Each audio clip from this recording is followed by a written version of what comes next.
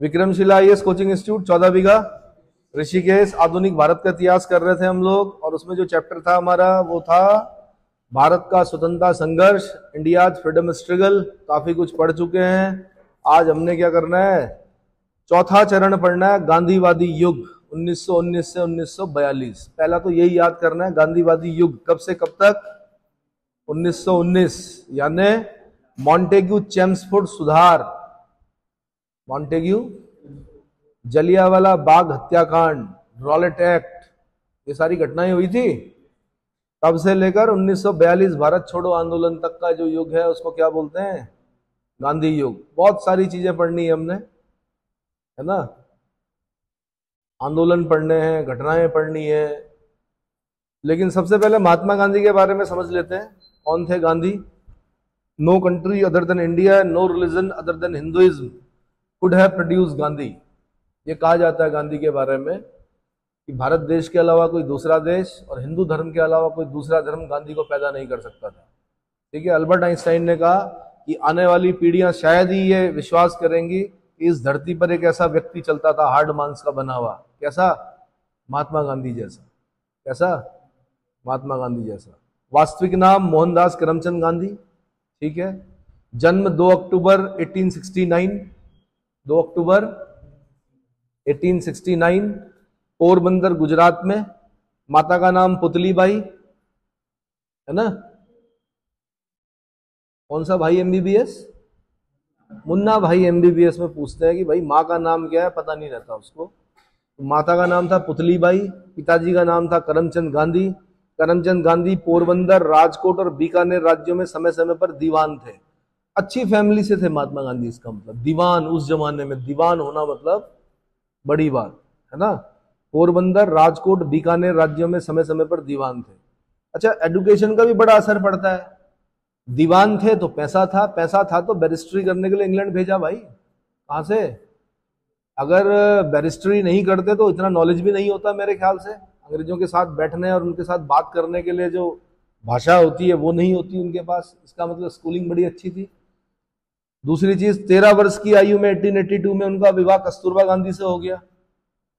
इसका मतलब यह है कि विवाह भी अड़चन नहीं आता किसी व्यक्ति के महान बनने में। कुछ लोग मानते हैं ना कि अब जी शादी हो जाएगी तो बस जीवन परिवर्तित हो जाएगा, फिर क्या कुछ नहीं कर पाएंगे जीवन में, फिर फंस जाएंगे। ऐसा भी नहीं है। 13 वर्ष की आयु में 1882 में कस्तूरबा गांधी से विवाह हो गया। गांधी जी लिखते हैं अपनी आत्मकथा my experiment with the truth में लिखते हैं, जो कि उन्होंने गुजराती भाषा में लिखी थी, और उसको इंग्लिश में ट्रांसलेट जो किया था उनके सचिव ने किया था, महादेव देसाई ने। किसने? अपनी उसमें लिखते हैं कि मैं अपनी शादी के दिन बहुत खुश था। 13 वर्ष का बच्चा क्या होता है, लेकिन खुश थे। कारण यह था कि उन्होंने कहा कि नए नए कपड़े आ रहे थे, मिठाई खाने को मिल रही थी, है ना, तो इसलिए प्रसन्न थे कि गांधी। सच सच लिखा उन्होंने अपनी आत्मकथा में। गांधी जी के 4 पुत्र थे भाई, हरिलाल, रामदास, मणिलाल, देवदास। कौन कौन? इतिहास के पन्नों में गायब कर दिए गए इनके बच्चे। क्या कर दिए गए? अरे वो वाले देवदास नहीं है भाई, दूसरे देवदास है।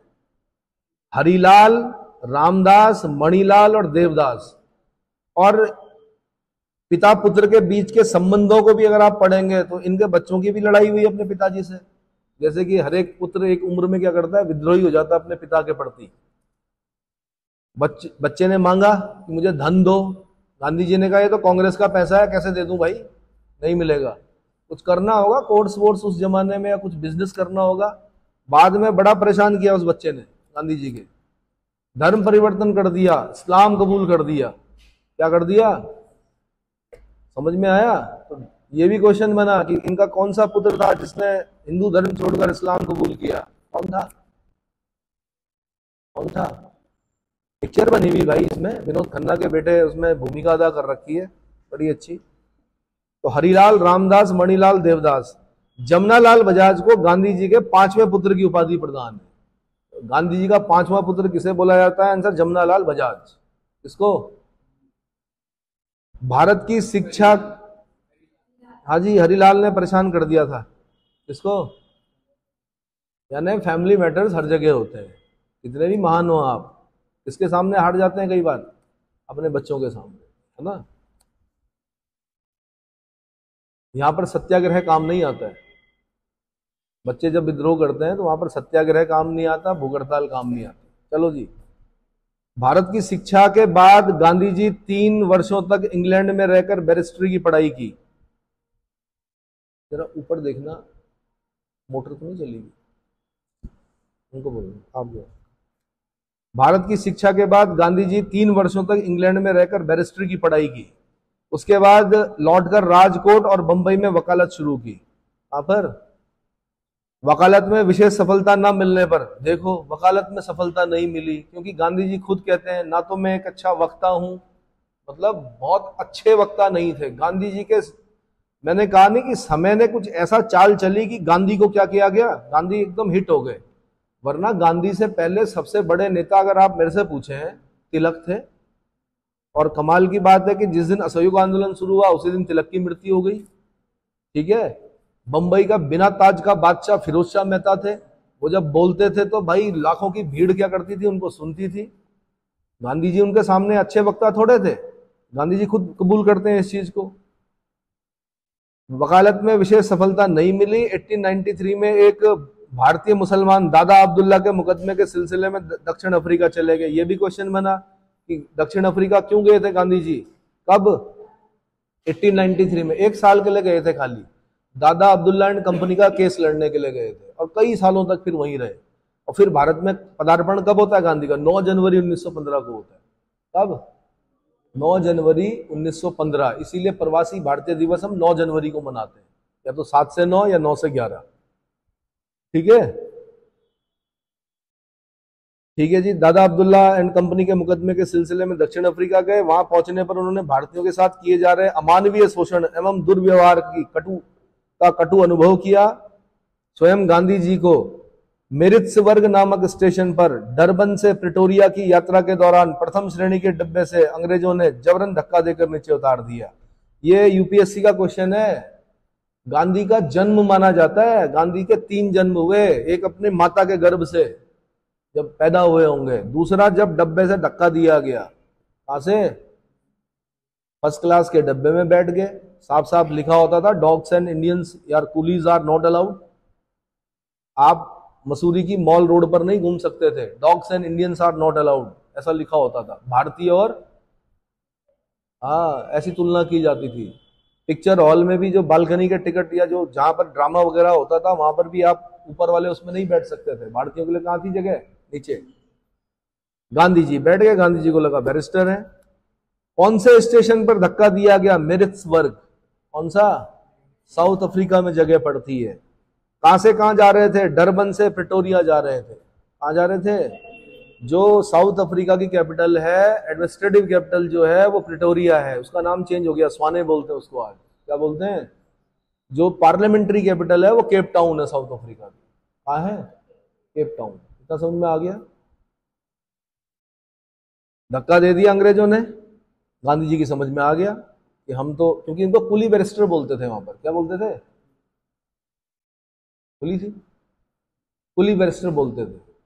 इनकी समझ में आ गया हम कितने भी पढ़ लिखे जाएं, रंग भेद चलेगा। क्या चलेगा? रंग भेद, गोरे और काले का रंग भेद चलेगा। दक्षिण अफ्रीका में किसी भी भारतीयों को गोरों के साथ प्रथम श्रेणी ट्रेन में यात्रा की अनुमति नहीं थी। मेरित्सबर्ग कांड ने गांधी जी के जीवन यात्रा की दिशा ही परिवर्तित कर दी। अब उनके दक्षिण अफ्रीका प्रवास का मूल उद्देश्य ही भारतीयों के प्रति दक्षिण अफ्रीकी सरकार द्वारा अपनाए जा रहे रंग भेद नीति का विरोध करना हो गया। ध्यान रखना, भारत में भी अंग्रेजों का शासन था, साउथ अफ्रीका भी अंग्रेजों के क्या था? इंग्लैंड का उपनिवेश था साउथ अफ्रीका।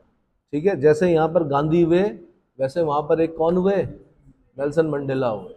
और नेल्सन मंडेला एक ऐसे व्यक्ति हैं जिन्हें भारत रत्न दिया हमने। दिया? कब दिया? पहले विदेशी जिनको हमने भारत रत्न दिया वो कौन थे?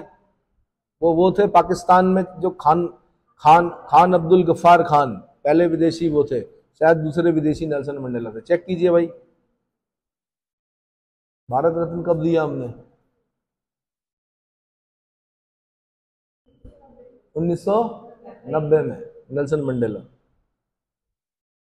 अच्छा जी, 1906 में गांधी जी ने एशियाटिक रजिस्ट्रेशन एक्ट का विरोध किया। जो कि भारतीयों के पंजीकरण प्रमाण पत्र से संबद्ध था। इस निमित्त एक शिष्टमंडल इंग्लैंड भेजा और अंततः इस अधिनियम को समाप्त करवाने में सफलता प्राप्त की। गांधी जी की इसी अधिनियम को समाप्त करवाने के दौरान सर्वप्रथम गांधी जी ने अवज्ञा आंदोलन शुरू किया, जिसे सत्याग्रह की संज्ञा दी। तो सत्याग्रह जो है वो गांधी जी उसका प्रयोग कर चुके थे, कहां पर? साउथ अफ्रीका में। किसके विरुद्ध? अंग्रेजों के विरुद्ध। आपको ये भी बता दूं, सुमित सरकार की एक किताब है इतिहास में, सुमित सरकार लिखते हैं कि जब गांधी जी भारत में आए तो उनके लिए प्लेटफॉर्म पहले से तैयार था। यहाँ पे अफवाहों का बाजार गर्म था कि एक बाबा है, वो अंग्रेजों से जो कहते हैं अंग्रेज उनकी बात मानते हैं। क्या करते हैं? और वो बाबा कौन थे? वो गांधी बाबा थे। कौन थे? तो अफवाह पहले से थी, गांधी को बहुत ज्यादा प्रचार करने की आवश्यकता नहीं हुई। कहां पर? भारत में, क्योंकि वो साउथ अफ्रीका में बहुत सारे काम करवा चुके थे। एक तो उन्होंने एशियाटिक रजिस्ट्रेशन एक्ट को वापस करवा दिया था, सरकार को वापस लेना पड़ा था, ठीक है। दूसरा, सत्याग्रह कर चुके थे वो। गांधी जी 1894 ईस्वी में नेटाल इंडिया कांग्रेस की स्थापना की। नेटाल प्रांत है दरअसल साउथ अफ्रीका में। कौन सा? Natal province, garden province of south Africa बोलते हैं नेटाल को। क्या बोलते हैं? ट्रांसवाल क्षेत्र में रहते थे गांधी जी। जैसे ये गंगा है ना, गंगा का पार स्वर्गाश्रम वाले ट्रांस गंगा क्षेत्र बोलते हैं हम, वैसे ही वहां पे एक वाल नदी है साउथ अफ्रीका में, ट्रांसवाल क्षेत्र में रहते थे। कौन? महात्मा गांधी, ठीक है। ओली बैरिस्टर बोलते थे वहां के लोग जो गोरे थे। तो नेटाल इंडिया कांग्रेस की स्थापना की और जर्मन शिल्पकार कालेनबाख के सहयोग से 1906 में टॉलस्टॉय फार्म की स्थापना कर वहीं रहने लगे। ध्यान रखना, गांधी जी ने किताबें पढ़ी होंगी बहुत सारी, लेकिन वो सबसे ज्यादा जो प्रभावित हुए जिस किताब से, वो थी वॉर एंड पीस। किसकी? लियो टॉलस्टॉय की। चेक कीजिए, क्या उसी की है? War and peace. Who wrote the book war and peace?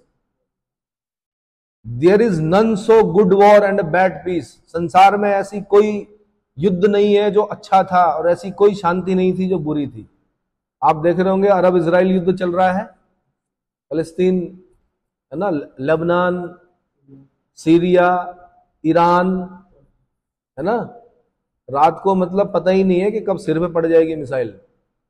There is none so good war and bad peace. आज तक ऐसा कोई युद्ध नहीं था जो अच्छा था। युद्ध में हमेशा क्या होता है? चीज बुरी होती है, लड़ाई होता है अंजाम तबाही। तबाह हो चुके हैं देश के देश। ऐसे ही आपका यूक्रेन रूस युद्ध चल रहा है, वर्ल्ड वॉर 3 के कगार पर हम हैं, न्यूक्लियर वॉर की धमकी मिल रही है ईरान की तरफ से, है ना। और एक बार न्यूक्लियर वॉर छिड़ गया तो समझ लीजिए वर्ल्ड वॉर 3 शुरू होगा। क्या होगा? और ना चाहते हुए भी हो सकता है कि भारत भी उसकी उसमें क्या जाए, प्रभाव पड़े उस युद्ध का। क्या बोला मैंने? टॉलस्टॉय क्या लिखा उन्होंने? वॉर एंड पीस लिखी। तो गांधी पर सबसे ज्यादा प्रभाव जो पड़ा वो किसका? वॉर एंड पीस का। इसकी? लियो टॉलस्टॉय की। उस टॉलस्टॉय के नाम पर उन्होंने टॉलस्टॉय बाड़ी स्थापित की, वहां पर फार्म बोलते हैं बाड़ी को। किसके सहयोग से? कालेनबाख के सहयोग से, जर्मन शिल्पकार। बाद में यही फार्म गांधी आश्रम के नाम से प्रसिद्ध हुआ। बाद में क्या नाम हुआ उसका? गांधी आश्रम, ठीक है जी। इससे पहले कि 1904 में डरबन में गांधी जी ने फिनिक्स आश्रम की भी स्थापना की थी, जो बाद में 1912 में फिनिक्स ट्रस्ट में परिवर्तित हो गया। तो 2 बाड़ी याद रखनी है आपने, एक फिनिक्स फार्म, फिनिक्स बाड़ी, और एक आपने टॉलस्टॉय बाड़ी। ये 2 याद रखना है। 23 सितंबर 1913 को गांधी जी ने अपनी पत्नी कस्तूरबा गांधी और 16 अन्य सहयोगियों के साथ गिरमिटिया प्रथा के विरुद्ध सत्याग्रह आंदोलन शुरू किया और 1914 ईस्वी में सफलता प्राप्त की। गिरमिटिया प्रथा के विरुद्ध सत्याग्रह आंदोलन शुरू किया, यह याद रखना है आपने। यहां से क्वेश्चन बना हुआ, जहां जहां पर बोल्ड लेटर्स में लिखा हुआ वो सारे पेपरों के क्वेश्चन है, ठीक है। 19वीं शताब्दी के तीसरे दशक में भारतीय मजदूरों को देश के बाहर एक निश्चित समय अवधि यानी 5 से 10 वर्ष तक काम करने के समझौते को गिरमिट की संज्ञा दी गई थी। क्या दी गई थी? और इस प्रथा को ही गिरमिटिया प्रथा कहा गया। दक्षिण अफ्रीका सरकार ने गिरमिटियों पर 3 पाउंड का कर आरोपित कर दिया। इसी के विरुद्ध गांधी जी ने सत्याग्रह शुरू किया था। अपने आरंभिक सत्याग्रहों की सफलता से उत्साहित होकर गांधी जी ने 9 जनवरी 1915 को Bharat Bombay, gateway of India, कहां पर है? बंबई में, भारत आ गए। इसी तिथि 9 जनवरी को भारत सरकार प्रवासी भारतीय दिवस के रूप में मनाती है। आज क्या करती है? तो आपने हर बार जो करंट क्वेश्चंस होंगे आपने ये देखना है कि प्रवासी भारतीय दिवस कब से कब मनाया गया, तो या तो 7 से 9 मनाते हैं या 9 से 11 मनाते हैं। दूसरा आपने ये पता करना है कि कहाँ पर मनाया गया। तीसरा ये पता करना है कि चीफ गेस्ट कौन था। तो हम क्या करते हैं कि भारतीय मूल के जो लोग हैं ना बाहर, उनको बुलाते हैं। जैसे कभी हम कमला प्रसाद बिसेसर को बुलाया, भारतीय मूल के लोग हैं जो। कभी हम क्या करते हैं, जो प्रवासी हैं, मतलब जो इस देश को छोड़कर थे यहाँ के लेकिन कहाँ चले गए, विदेशों में, कोई राष्ट्रपति है, कोई प्रधानमंत्री होगा, कोई गवर्नर होगा, तो उनको बुलाते हैं हम चीफ गेस्ट के रूप में। तो वो याद करना पड़ता है आपको, ठीक है, वो करंट में पढ़ेंगे। भारत लौटने पर सर्वप्रथम गांधी जी ने अपने सहयोगियों के साथ अहमदाबाद में कोच रब नामक स्थान पर श्री जीवनलाल बैरिस्टर के मकान को किराए पर लिया और यहीं पर 25 मई 1915 को सत्याग्रह आश्रम की स्थापना की। कोच रब, स्थान का नाम क्या था, कोच रब, और किससे लिया, जीवनलाल बैरिस्टर से लिया। 25 मई 1915 को सत्याग्रह आश्रम की स्थापना की। 17 जून 1917 को अहमदाबाद के निकट साबरमती नदी के तट पर स्थानांतरित कर दिया और इसका नाम रूपांतरित करके साबरमती आश्रम कर दिया। अब पूछने वालों ने क्या पूछा कि साबरमती आश्रम का पुराना नाम क्या था, तो सत्याग्रह आश्रम था। क्या था? अब क्योंकि वो साबरमती नदी के किनारे है इसलिए साबरमती आश्रम बोला गया। ठीक है, साबरमती का संत किसे कहा जाता है, गांधी को। साबरमती नदी कहाँ है, अहमदाबाद। ठीक है, एक बार क्वेश्चन पूछा उत्तराखंड वालों ने, साबरमती आश्रम कहाँ है, अहमदाबाद, गांधीनगर, ऐसे करके ऑप्शन दिया। अब क्योंकि मैं तो घूम चुका था और गांधीनगर अहमदाबाद लगभग मिला हुआ है, साबरमती नदी बहती है। अब क्या हुआ कि नई कैपिटल जो है वो क्या है, गांधीनगर। और कुछ ऐसा कंफ्यूजन क्रिएट हुआ पेपर के अंदर, जैसे कई तरह के मस्तिष्क काम कर रहे होते हैं, तो गांधीनगर कर दिया, तो आंसर गलत हो गया। क्या लिखना है आपने, अहमदाबाद। साबरमती आश्रम कहाँ है, अहमदाबाद में। ठीक है, भारत में गांधी जी सर्वाधिक गोपाल कृष्ण गोखले से प्रभावित हुए, यानी गांधी के जो राजनीतिक गुरु हैं वो कौन है, गोपाल कृष्ण गोखले। गोपाल कृष्ण गोखले कौन से, सर्वेंट ऑफ इंडिया सोसाइटी वाले, भारत सेवक संघ बोलते हैं उसको, सर्वेंट ऑफ इंडिया सोसाइटी। और गोपाल कृष्ण गोखले के गुरु कौन है, जस्टिस महादेव गोविंद रनाडे। कौन है, जस्टिस महादेव गोविंद रनाडे। तो अपना राजनीतिक गुरु किसको बनाया महात्मा गांधी ने, गोपाल कृष्ण गोखले को बनाया। उनकी सलाह से ही गांधी जी ने 1 वर्ष तक भारत भ्रमण कर राष्ट्रीय राजनीति की तत्कालीन परिस्थितियों को समझने का प्रयत्न किया। ये जो भारत यात्रा चल रही है ये क्यों हुई है, अभी कांग्रेस की देखी होगी आपने, राहुल गांधी ने भारत यात्रा की, क्यों की बताओ। कहीं ना कहीं गांधी जी के उस पर चल रहे हैं, कंसेप्ट पर, कि पहले समझो भाई भारत है क्या। आप अपनी हवेलियों के अंदर बैठकर भारत को नहीं समझ सकते। मैंने अभी थोड़ी देर पहले बताया आपको कि जनरल की बोगी में सफर करो तब आपको असली भारत दिखेगा। क्लास 1 क्लास 2 जो सफर होता है या जहाजों का सफर, उसमें आपको असली भारत नहीं दिखेगा। कैसे लोग होते हैं वहां, नकली। नकली मतलब, अरे असली व्यवहार नहीं होता है मनुष्य का, एटिकेट्स और बहुत सारे क्या मतलब दिखावा। अरे भाई जहाज में जब आप जा रहे होंगे तो जहाज में, अब तो खैर उड़े देश का आम नागरिक चल गया, योजना उड़ान योजना चल गई मोदी जी की, अब तो हर कोई यात्रा कर रहा है। लेकिन किसी जमाने में जहाज में बैठ के व्यक्ति को ऐसे लगता था कि मैं बस देवताओं के पुष्प विमान से उतरा हूं अभी अभी, है ना। तो कई दिनों तक तो मैंने कहा वो जो ब्रीफ केस में टैग लगा होता था उसको उतारता ही नहीं था वो आदमी, दिखाता था जानबूझ के कि देखो मैं जहाज में बैठ के आया हूं। नहीं आया समझ में, दिखावा है बहुत ज्यादा। और जो व्यवहार है वो कैसा है, नकली। कैसा व्यवहार है, असली व्यवहार देखना है जनरल की बोगी में जाओ, वहां दिखेगा आपको।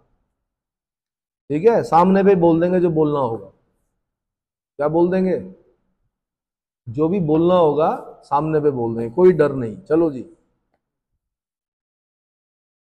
आप बोलोगे पंखे के ऊपर जूते क्यों रखे हुए, तो सीधे आंसर मिलेगा रखे हुए तो क्या कर लोगे, हिला ही नहीं सकते आप, बदबू आ रही होगी उन जूतों से, वो असली व्यवहार है। आप बोलोगे मूंगफली के छिलके फेंक के आप क्या कीजिए, अपने जेब में रखो, वो बोलेंगे क्यों भाई, टिकट ले रखा। क्या ले रखा, टिकट ले रखा। वॉशरूम में जाएंगे तो गंदा करके आएंगे, क्योंकि रिस्पॉन्सिबिलिटी जो है अगले आदमी की है, उसको क्या करने की, साफ करने की, है ना। गुटखा थूका हुआ होगा, क्या गलत है, क्या है। और यही लोग, इन्हीं लोगों को जब आप यूएई भेजेंगे बुर्ज खलीफा में गुटखा थूक के दिखाओ, जुबान काट देंगे वो लोग। वहां पर आप बदतमीजी करके दिखाओ, हाथ काट देंगे, है ना। बताया जाता है कि जब दंड प्रक्रिया कठोर होती है तभी मनुष्य सुधरता है, कि वरना अपनी आजादी का क्या करता हो। तो एक कहानी सुनी होगी आपने कि शहर का एक कुत्ता आया, कि कहा गांव के उसमें गांव के गली के कुत्तों ने घेर लिया उसे। हाँ भाई कहाँ से आया? उस कुत्ते ने कहा मैं शहर से आया। उसने कहा क्या है शहर में ऐसा? उसने कहा है बड़ी बड़ी बिल्डिंग है, स्काई स्क्रैपर्स हैं, ऐसा है, साफ सफाई है, मॉल्स हैं बड़े बड़े, एसी है, ये है वो है। तो उन्होंने कहा भाई तू फिर यहाँ क्यों आया, वहीं रहता। उसने कहा वहां भौंकने की आज़ादी नहीं है। क्या नहीं है? भौंकने की आज़ादी नहीं है। नहीं, स्ट्रीट डॉग हैं, पूरे रात भर भौंकते रहते हैं। आपका जो एक पालतू कुत्ता होता है वो पिटबुल और क्या नाम है, उसको भौंकने की आज़ादी नहीं है। जैसे ही वो भौंकता है आप चुप शटअप करते हो, वो नहीं भौंकता उतना, आप उसकी स्टिंगटी बदल देते हो बाद में। चलो जी, कहां तक पहुंचे हम? साबरमती आश्रम की स्थापना हो गई, कब हुई? 17 जून 1917 को हुई। कब हुई? 17 जून 1917 को। गोपाल कृष्ण गोखले को राजनीतिक गुरु बना दिया। गोपाल कृष्ण गोखले ने कहा भारत भ्रमण करो, पहले भारत को समझो भारत क्या है। भारत भ्रमण किया, ठीक है जी, सत्य अहिंसा सत्याग्रह के साधनों से दशकों तक भारत की सेवा की, भारत माता को गुलामी की जंजीरों से मुक्त कराया, किंतु उनकी सांप्रदायिक सद्भाव, समरसता और बंधुत्व की कार्यशैली कुछ व्यक्तियों को पसंद नहीं आई। भारत पाक विभाजन का विरोध, गांधी जी ने कहा था मेरी लाश पर बनेगा पाकिस्तान, और बाद में मान गए। ऐसा पता नहीं क्या समझाया उनके साथियों ने। जब आपने एक बार बोल दिया कि मेरी लाश पर बनेगा पाकिस्तान, तो ना बनने देते तो आप और महान होते। क्या होते? और महान होते। भारत पाक विभाजन जो है वो संसार के सबसे बड़े नरसंहारों में गिना जाता है। सबसे ज्यादा नरसंहार जो हुए वो किसमें हुए? भारत पाक विभाजन में हुए। यहाँ के लोग वहां, वहां के लोग वहां, और इसे कौन बेचारे? महिलाएं और बच्चे। कई महिलाएं आज तक लापता हैं, कई बच्चे आज तक लापता है। आप नहीं समझोगे उस चीज को। आपने तो एक पिक्चर देखी, कौन सी? बूटा सिंह वाली, कौन सी? गदर। खुश होगी गदर 1 गदर 2 देखे कि हैंडपंप निकाला और सिर फाड़ दिया सामने वाले का। असली पिक्चर देखो ना, पिंजर। पिंजर बताएगा आपको, पिंजर में देखिएगा। ऐसी पिक्चर में फ्लॉप हो जाती है यहाँ पर, पता नहीं क्या बात है। बड़ी अच्छी भूमिका अदा की, मनोज वाजपेयी जैसे हीरो है उसमें भाई। उसको देखिए। किसने लिखी पिंजर भाई? अमृता प्रीतम। देखो चेक करो पिंजर किसकी किसकी किताब है। आज देखना पिंजर, तब समझ में आएगा आपके कि विभाजन में क्या हुआ था। अमृता प्रीतम का उपन्यास है पिंजर, उस पर एक पिक्चर बनी। सत्य अहिंसा सत्याग्रह के साधनों से दशकों तक भारत की सेवा की, लेकिन मैंने कहा आपको कि सांप्रदायिक सद्भाव, समरसता और बंधुत्व की कार्यशैली कुछ व्यक्तियों को पसंद नहीं आई। और ये ऐसा दिखता भी है, जब हम गांधी जी को पढ़ते हैं तो बड़े रहस्यवादी हैं भाई, पता ही नहीं चलता उनका करना क्या चाह रहे हैं, है ना। असहयोग आंदोलन शुरू करते हैं, पूरे देश को साथ देते हैं, पूरा देश साथ आता है। अब इतने बड़े जब आंदोलन होगा पूरे देश में, तो उस आंदोलन में क्या होता है कि फायरिंग हो जाती है, कुछ लोग मारे जाते हैं, तो वो लोग बदला लेते हैं पुलिस वालों से, थाना जलाते हैं, कुछ पुलिस वालों को जिंदा जला देते हैं। और पुलिस वाले कौन है? वो पुलिस वाले जो है वो अंग्रेजों की तरफ से हैं। किसकी तरफ से? जो गोलियां मारी हैं जिन्होंने, वो अंग्रेजों के ऑर्डर पर मारी है। तो बदला लिया जाता है। तो एक घटना से गांधी पूरे असहयोग आंदोलन को वापस ले लेते हैं, कहते हैं देश अभी तैयार नहीं है। जबकि देश आजाद हो जाता आपका कब? 1922 में। और शायद फिर उस जमाने में गदर जैसी स्थिति भी ना होती, लेकिन जैसे जैसे जिन्ना क्या करता रहा, जहर फैलाता रहा, जहर क्या करता रहा। और ये सिर्फ महत्वाकांक्षाएं हैं 2 व्यक्तियों की प्रधानमंत्री बनने की। जो भारत पाक विभाजन है क्या है? सत्ता हस्तांतरण, सत्ता को पाने के लिए क्या है? व्यक्तियों की महत्वाकांक्षा। पूरे देश को झोंक दिया किस पर? नहीं आएगा समझ में। अच्छा, जो सांप्रदायिक सद्भाव है, अच्छी चीज है सांप्रदायिक सद्भाव, लेकिन कहीं कहीं पर गांधी जी पर आरोप लगाया जाता है किस चीज का? पार्शियलिटी का।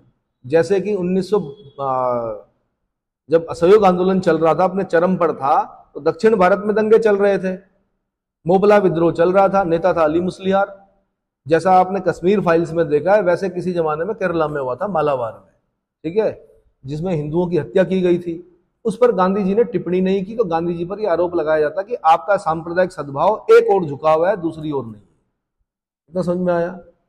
ऐसे ही समरसता, ठीक है, समरसता बहुत अच्छी बात है, समरसता की बात हमारे फंडामेंटल ड्यूटीज में भी है, समरसता रखें। लेकिन इस पर भी आरोप लगते हैं, बंधुत्व की कार्यशैली पर कुछ व्यक्तियों को पसंद नहीं आई, भारत पाक विभाजन का विरोध, अतिवादी हिंदुओं की आलोचना, तात्कालीन पाकिस्तान के प्रति गांधी जी की सहानुभूति, एक वर्ग विशेष को असहाय लगा, और 30 जनवरी 1948, कब शहीद दिवस बोलते हैं इसको। शहीद दिवस दो होते हैं, एक भगत सिंह की फांसी और एक गांधी जी की हत्या, ठीक है। जिस व्यक्ति ने जीवन भर अहिंसा का पाठ पढ़ाया उसकी हत्या की गई, यानी हिंसा से उसको मारा गया 30 जनवरी 1948 को शाम 5:15 पर, जब वह बिड़ला हाउस में प्रार्थना सभा में जा रहे थे। ये भी याद करना हत्या कहां पर हुई, बिड़ला हाउस में प्रार्थना समाज में जा रहे थे, उसी समय उनकी हत्या कर दी गई, जिसका प्रमुख अभियुक्त नाथूराम गोडसे और नाना आप्टे थे। कौन थे? अभियोग चलाकर अंततः 15 नवंबर 1949 को अंबाला जेल में दोनों को फांसी दे दी गई। अब ये नाथूराम गोडसे, नाना आप्टे, फिर इनको इतिहास में गायब कर दिया गया कि इनकी विचारधारा क्या थी, है ना। इनकी विचारधारा को भी पढ़िए, गांधी जी को भी पढ़िए, आपने सब पढ़ना है, कंप्लीट होना चाहिए knowledge. Little knowledge dangerous thing, जो अधूरा ज्ञान होता है वो हमेशा क्या होता है, खतरनाक होता है।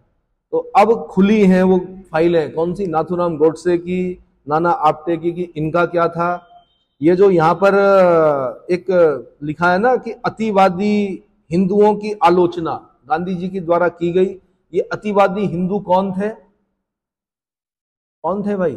आप समझ गए होंगे मेरे ख्याल से कौन थे अतिवादी हिंदू, एक्सट्रीमिस्ट हिंदू कौन थे भाई? मुस्लिम लीग आपका विरोध कर रही है, मुस्लिम लीग के विरोध के परिणाम स्वरूप हिंदू महासभा जैसे संगठन खड़े हो रहे हैं, तो फिर आलोचना नहीं होनी चाहिए, क्योंकि क्रिया प्रतिक्रिया का नियम चलता है।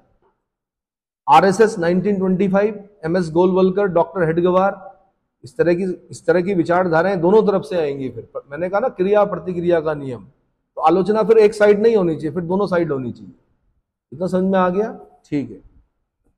बाकी गांधी जी पर तो बहुत कुछ है, अगर आप पढ़ने बैठेंगे तो इतना है कि आप, है ना, पूरा दिन लग जाएगा। लेकिन मैं बता दूं कि मेन कार्य क्या पढ़ने हैं आपने, तो क्या क्या पढ़ना है भाई?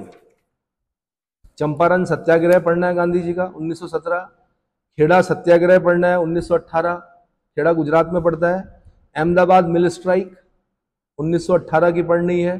खिलाफत आंदोलन में गांधी जी को आमंत्रित किया गया, गांधी ने कहा हिंदू मुस्लिम एकता का सुनहरा अवसर है, खिलाफत आंदोलन में ओके किया गांधी ने। 1919 का असहयोग आंदोलन किया गांधी जी ने। सिविल डिसोबीडियंट मूवमेंट किया, सभी ने अवज्ञा। गांधी जी ने क्या कहा? गांधी जी प्रथम विश्व युद्ध में, जो कि 1914 में शुरू हुआ, 1918 में खत्म हुआ, वहां पर गांधी जी को भर्ती वाला सार्जेंट कह रहे हैं। क्या कह रहे हैं? Recruiting sergeant. रिक्रूटिंग सार्जेंट का मतलब गांधी जी भारतीयों को बोल रहे हैं कि भाई जितने भी लड़के हैं वो फौज में भर्ती हो जाओ, क्या हो जाओ, अंग्रेजों की तरफ से वर्ल्ड वॉर में भाग लो। गांधी जी के कहने पर भाग लिया यहाँ के लोगों ने। यहाँ के लोगों ने पूछा कि बापू क्या होगा उसके बाद, मतलब ऐसा करने से क्या होगा? उन्होंने कहा ये हमें स्वशासन देंगे। यानी इस समय तक गांधी का जो उद्देश्य है वो स्वतंत्रता नहीं है, पूर्ण स्वतंत्रता। क्या था? स्वशासन, मतलब हमारा शासन हम ही को देंगे, राज ब्रिटिशर्स का ही रहेगा। किसका रहेगा? ब्रिटिशर्स का ही रहेगा। ठीक है, लड़े, हमारे उत्तराखंड से भी लड़े, गब्बर सिंह नेगी, दरबान सिंह नेगी, विक्टोरिया क्रॉस, ऐसे थोड़े मिल गया, बड़ी बहादुरी से लड़े। लेकिन क्या हुआ कि मैंने कहा गांधी के 3 जन्म माने जाते हैं। एक माता के गर्भ से, दूसरा जन्म होता है गांधी का जिस दिन गांधी जी को कहां से फेंका गया, ट्रेन के फर्स्ट क्लास डब्बे से फेंका गया। कहां पर? मेरिट्सबर्ग नामक स्टेशन पर, जब वो डरबन से प्रेटोरिया जा रहे थे। दूसरा जन्म वहां पर माना जाता है।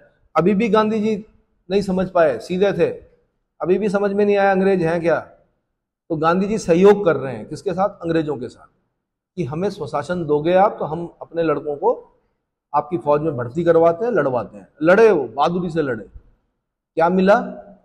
जलियांवाला बाग हत्याकांड। क्या मिला? काला कानून, नो अपील, नो वकील, नो दलील वाला कौन सा? Rowlatt act. क्या मिला? रॉलेट एक्ट मिला। ठीक है, गांधी जी की समझ में आ गया कि अब सहयोग नहीं करना है, अब क्या करना है? असहयोग करना है। क्या करना है? असहयोग करना है। ठीक है, किया, असहयोग आंदोलन चला। मैंने बता दिया आपको कि अपने चरम पर जब था तो देश आजाद हो सकता था, लेकिन एक छोटी घटना, चोरा चोरी जैसा कांड जो हुआ, उसकी वजह से असहयोग आंदोलन वापस ले लिया। जब लीडरशिप ही खत्म हो गई तो पूरा देश ठंडा हो गया।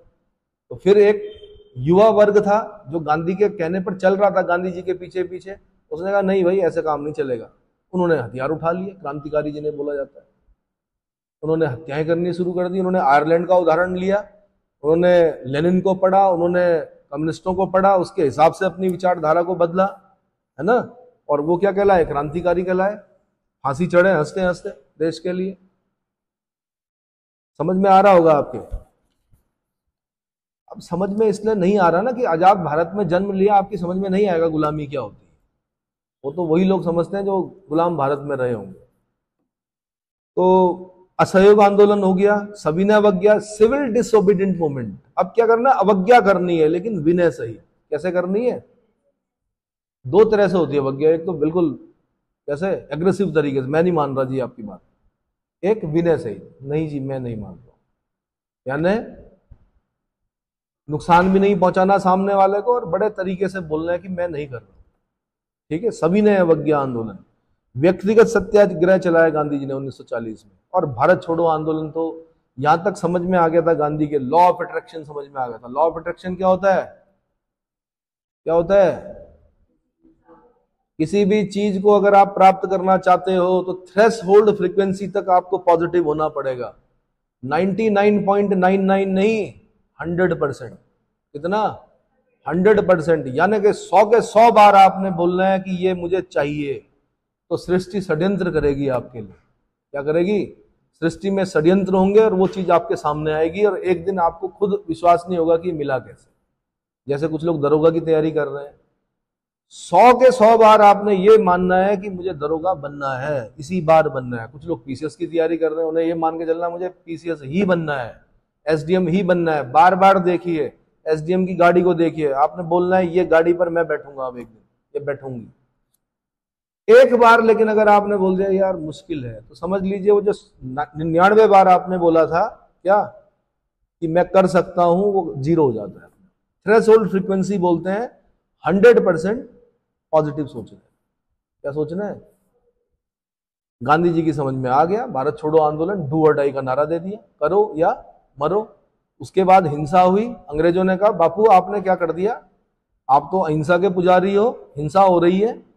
उन्होंने कहा हिंसा, ट्रेन की पटरियां उखाड़ी जा रही है, किसी जीवित व्यक्ति को नहीं मारा जा रहा। क्या किया जा रहा है? आपके जो क्या बोलते हैं इंफ्रास्ट्रक्चर है उसको नुकसान पहुंचा रहे हैं, उसमें मैं भी नहीं रोक सकता। हिंसा, जब जीव के साथ हिंसा होगी तो मैं वहां पर क्या करूंगा? उसका विरोध करूंगा, है ना। और शुक्र है विरोध नहीं किया गांधी जी ने, वरना देश आजाद नहीं होता। चुप रहे गांधी जी।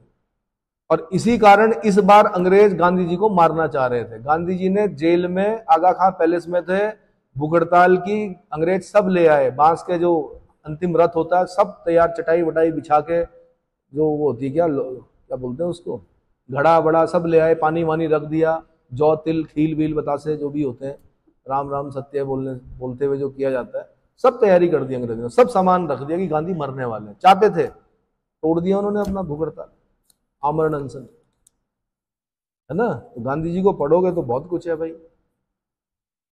घटनाएं पढ़नी है हमने, रॉलेट एक्ट पढ़ना 1919 का, जलियांवाला बाग हत्याकांड पढ़ना है, चोरा चोरी कांड पढ़ना है हमने, चोरी चोरा कांड, स्वराज पार्टी के बारे में पढ़ना है 1923। एक टाइम ऐसा भी आया कि मोतीलाल नेहरू, चित्तरंजन दास ने कहा कि हम विरोध को विधायिकाओं तक लेकर जाएंगे।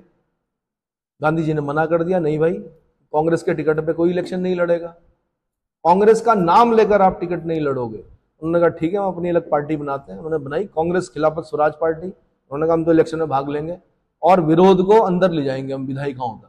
कहां तक? हम अंदर जाकर विरोध करेंगे, सड़कों पर विरोध करने से नहीं होगा।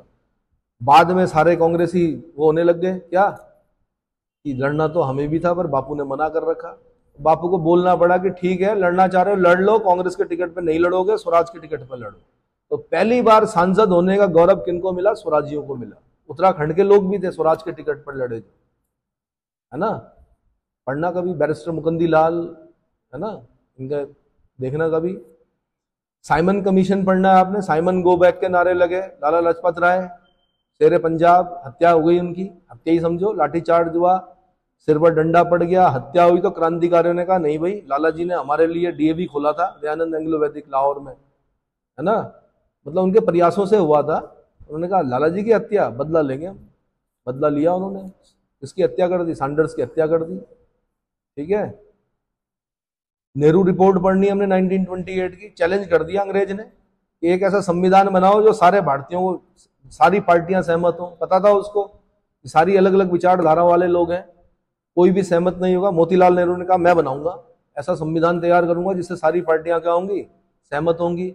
लेकिन हुआ क्या, मोतीलाल नेहरू ने संविधान तो बनाया, उसमें गलत चीज लिख दी, डोमिनेंट स्टेटस। खुद लड़के ने विरोध कर दिया।